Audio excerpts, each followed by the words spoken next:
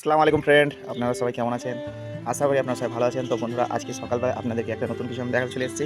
তো আমার সবচাইতে ফেভারিট আম গাছ, আর আম গাছে অনেক আম ধরেছিল, তো সবগুলো খেয়ে নিয়েছে।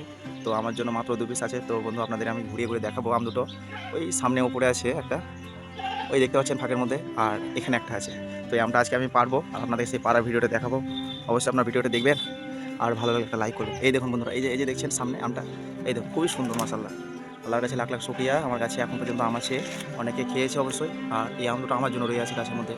তো দেখুন আমটা একদম পেকে হলুদ হয়ে আছে, দেখতে অসম একদম দারুণ লাগছে। আর আমি জীবনেও ভাবিনি যে আমি এইভাবে আমার গাছ থেকে নিজে হাতে আম পেড়ে খাবো। ছোটোবেলায় লোকের কাছ থেকে পেড়ে খেতাম চুরি করে। তো আলহামদুলিল্লাহ, আল্লাহর শুকরিয়া, আল্লাহর দয়াতে সেটা সাকসেসফুল হচ্ছে যে আমি নিজে আমার কাছে আম পেড়ে খাবো। তো দেখুন আমটি কত সুন্দরভাবে ঝুলো খাচ্ছে।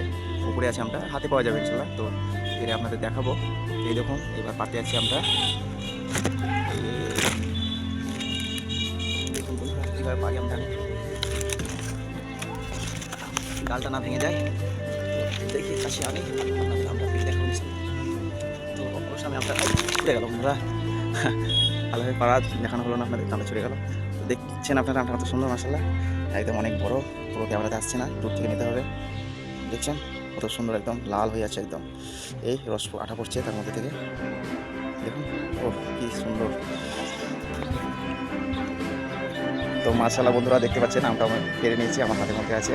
তো দেখুন কত সুন্দর আমটা, কি আল্লাহর নিয়ামত, কি আল্লাহর দয়া যে এত সুন্দর একটি সুইট আম আমি পেরেছি নিজে হাতে। এবার আমটি খাবো, সেটা আপনাদের অবশ্যই দেখাবো না।